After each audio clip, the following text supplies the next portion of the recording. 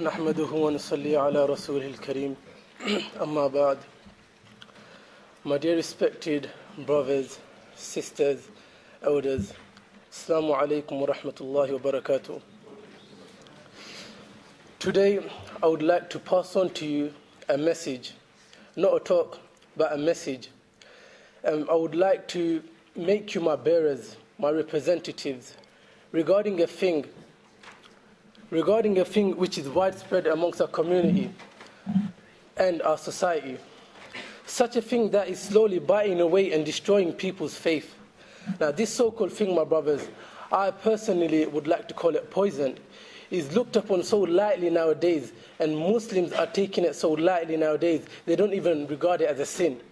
Now this is no ordinary poison. This is such a poison, it affects every single person. It spreads like a virus. This so-called poison, my brothers, is given the title, is given the name, music. You see, today you ask someone regarding the Prophet ﷺ, the smallest of questions, he will not respond. She will not respond. You ask him about the Ummahatul Mu'mineen, the mothers of the believers, their own mothers, they won't be able to tell you their name. Now similarly, you ask them about the Sahabas, the companions of the Prophet ﷺ, the ones who sacrificed and laid down their lives for us, they won't be able to tell you their names, they won't be able to tell you anything. But they will be able to tell you, they will be able to lecture you about those people who sing and curse every day, not providing anything good or beneficial to our community or our society. They'll be able to tell you as though they're best friends. They'll tell you when they were born. They tell you about their childhood, how they grew up. They'll tell you who they got married to, who they're dating, how many kids they have, what year they put up their albums. You name it and they got the answers. You see, a recent study shows that the youth up till the ages of 20, they listen to approximately 27 hours of music on average per week. That's 27 hours of their lives just gone. And adults older than that, they listen to 13 to 16 hours of music per week. And now, because you got music online, free to download, and you got gadgets and gizmos where you can store thousands and thousands of music at one time, you can expect these numbers and figures to rise rapidly. You see, my brothers and sisters, we have to realize that every time we commit a sin, we are using the blessings given to us by Allah subhanahu wa ta'ala to disobey Him Himself. And the sad thing is that we will be questioned on the day of judgment regarding these blessings, as stated in the Qur'an, that inna as-sam'a wal basar wal fu'ad kullu ulaika kana anhu mas'ula, that indeed questioning on the day of judgment shall take place in regard to the eyes, the ears, the thoughts and the wrong beliefs their hearts has concealed. You see, the righteous people nowadays have realized that shaitan is their enemy. From the moment he didn't bow down and follow the commandments of Allah subhanahu wa ta'ala, he promised that he would misguide mankind from all direction, attacking them in any way possible. And Allah also mentioned this in the Qur'an, and there are many ways that shaitan would mislead mankind. He says, وَاسْتَفْزِزْ مَنِ اسْتَطَعْتَ مِنْهُمْ بِصَوْتِكَ وَأَجْلِبْ عَلَيْهِمْ بِخَيْلِكَ وَرَجِلِكَ وَشَارِكْهُمْ فِي الْأَمْوَالِ وَالْأَوْلَادِ وَعِدُهُمْ وَمَا يَعِدُهُمُ الشَّيْطَانُ إِلَّا غُرُورًا. That fool as many of them as you can with your voice, whether it be music or anything that cause them to sin. Attack them with your cavalry and infantry with all your might. Be a partner in their wealth by indulging them into stealing, interest and other sins of wealth, and by causing them to spend for ulterior motives. And be a partner in their children by causing them to have illegitimate children, and by using their children to lead them astray. And promise them long lives and of no resurrection. And the promises that shaitan makes are only deceptive, a delusion to mislead you. So do not fall for them. You see here, shaitan's voice is regarded as music. So tell me, do you really think music is as innocent as it looks? I don't think so. And I'll tell you one thing, and it's a fact as well, that Muslims deep down know that music is haram and that it's not a good thing. And this is beautifully illustrated in a story where a man approached the scholar and said, أَرَأَيْتَ الْغِنَاءَ أَحَلَالٌ هُوَ أَمْ حَرَامٌ? That you see music, is it halal or is it haram? So the scholar replied, أَرَأَيْتَ الْحَقِّ وَالْبَاطِلِ إِذَا جَاءَ يَوْمُ الْقِيَامَةِ فَأَيْنَ يَكُونُ الْغِنَاءُ? That when you see truth and you see falsehood, when the day of judgment comes, then which side will music be on? Meaning, will it be on the side of the prophets? Will it be on the side of the righteous, salah, zikr, etc.? Or will it be on the side of falsehood? So the man instantly replies, فَيَكُونُ مَعَ الْبَاطِلِ, that surely it will be on the side of falsehood. So the scholar concludes the conversation by saying, فَمَاذَا بَعْدَ الْحَقِّ إِلَّا الضَّلَالِ إِذْهَبْ فَقَدْ إِفْدَيْتَ نَفْسَكَ. That what else is left apart from the truth? Go, for you have answered your question by your own self. You see, the way this man knew the question and he knew the answer, I believe we all know the answer. Because it's a bit obvious, isn't it, that when you listen to music, you don't get the same feeling as when you listen to the Qur'an. Because when you listen to the Qur'an, it gives you a spiritual boost and it makes you want to do good deeds. While when you listen to music, all you get is you get a small buzz and then slam, you're back onto earth again. And everybody knows this, regardless of the fact whether people want to admit it or not, even if it's the biggest music lover in the community. But just say someone doesn't actually know that music is haram. He genuinely thinks that there is nothing wrong with music. Fine.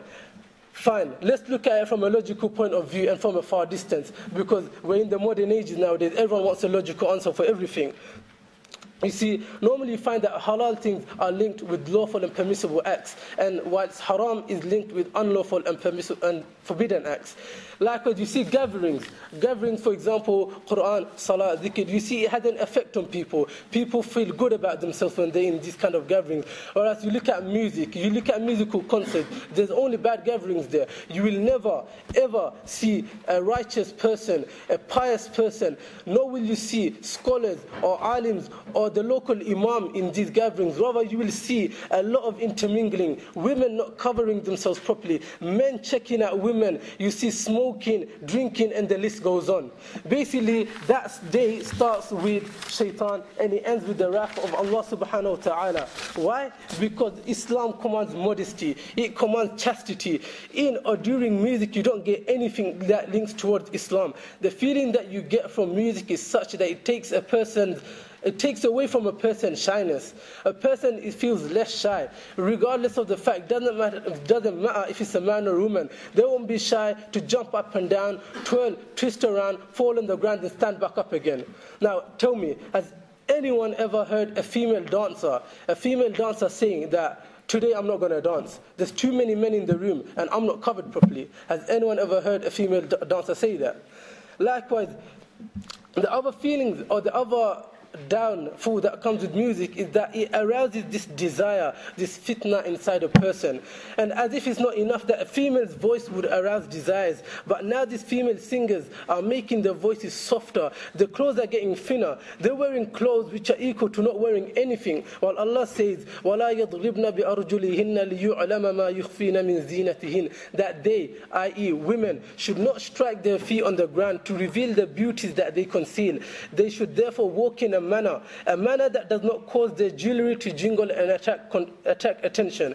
So forget that woman who shakes her hair from left to right, doesn't wear proper clothes or sings. Allah is addressing that woman who is covered from head to toe, that she should not strike her feet, so that men like us do not flash our heads in their direction.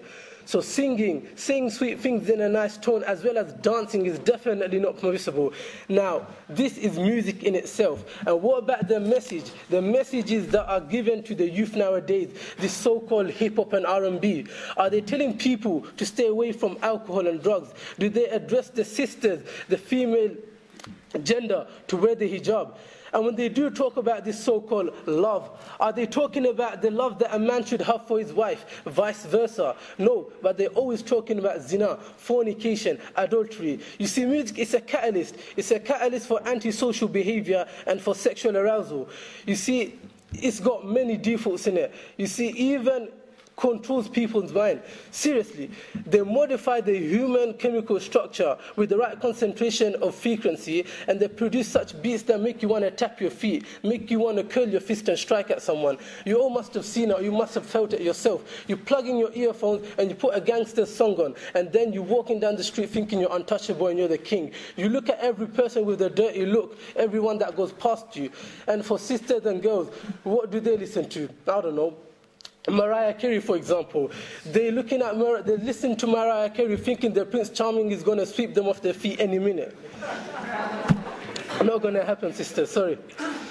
But seriously, if you want to see how badly music affects people, then go to the supermarket, go to the superstores. You see how much people are in a trance when they shop. You see, you go at the time when it's quiet. You see this peaceful, quiet music so that shoppers can calmly just shop, no tension. And when it comes to the busy period, they pace up the beat. They put a fast tempo so that shoppers can shop quickly, so that the system runs. And when it comes to Christmas, for example, the festive season, they put these Christmas carols on to build up the mood. Now, this is only the physical effect that music has. But my target today is to inform you and make you aware of the greater evil, which is subliminal messages. Now, did you know that the music world has a way of controlling and influencing the mind of the general public by the means of backmasking and backtracking? Now, it's okay if you don't know what that is, because I'll explain now. You see, backmasking is simple.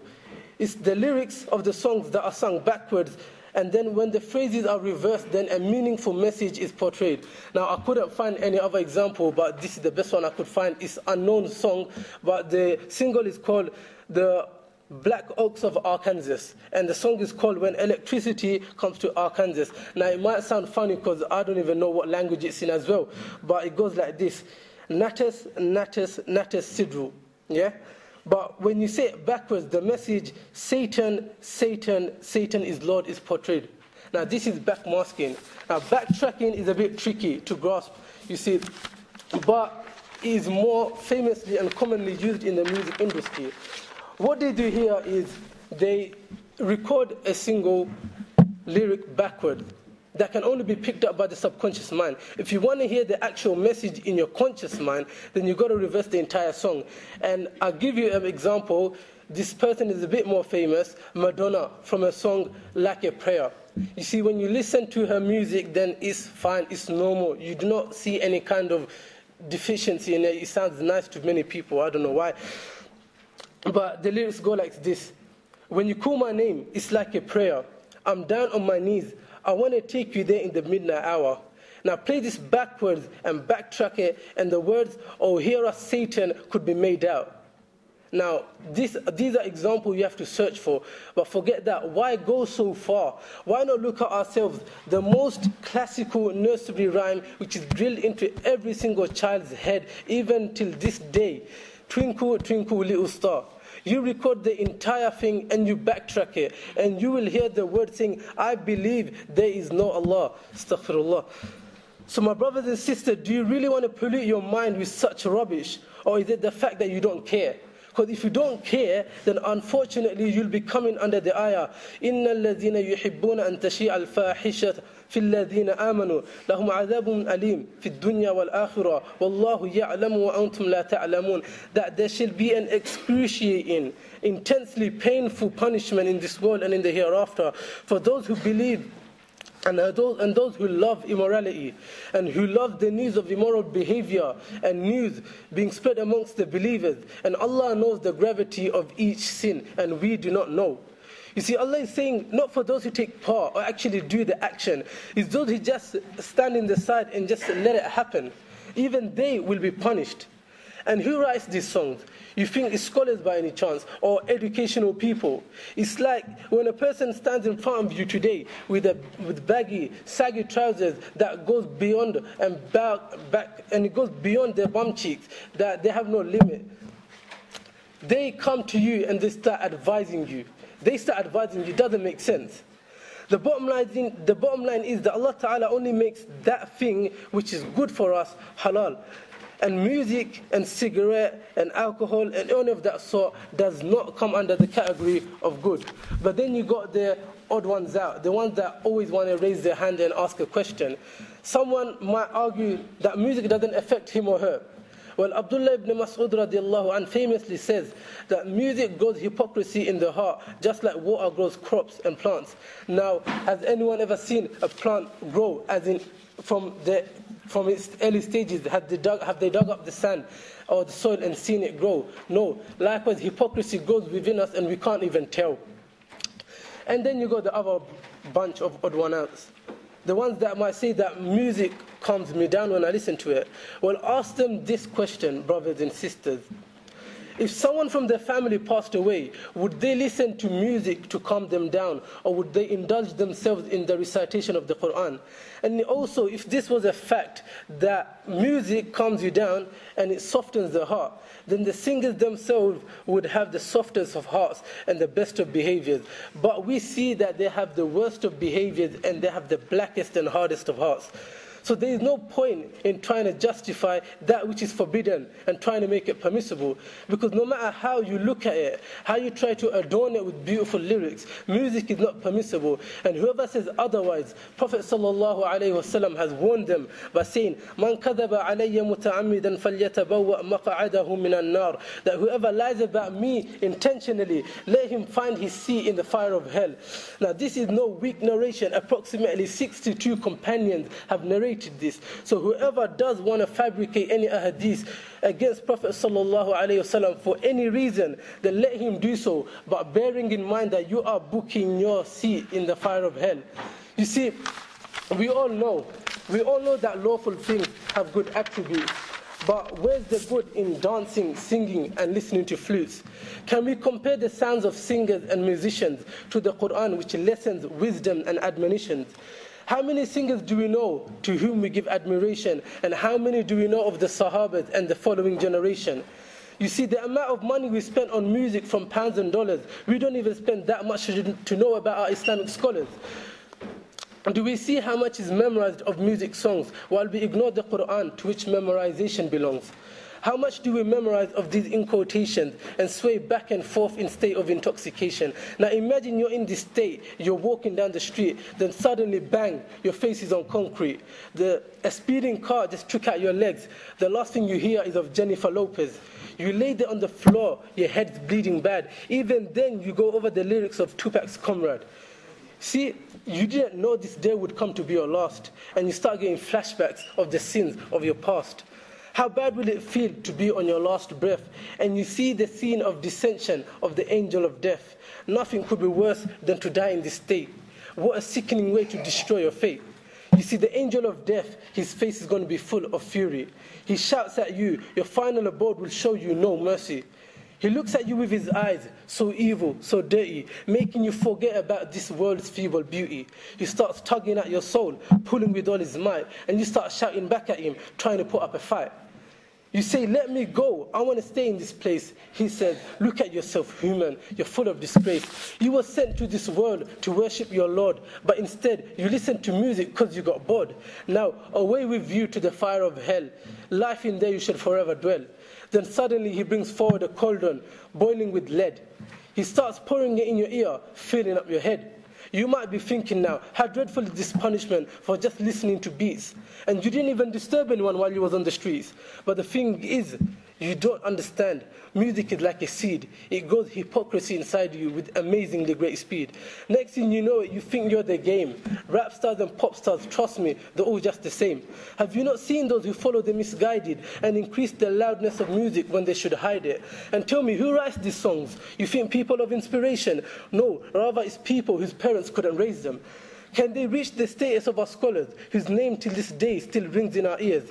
Do you not see, has it blinded your eyes, the way Shaitan makes music his ultimate disguise? To deceive you from coming to know of that day when people who love music will severely pay.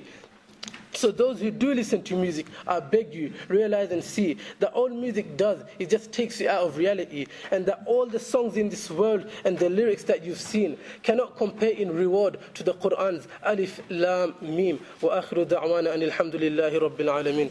Jazakallah.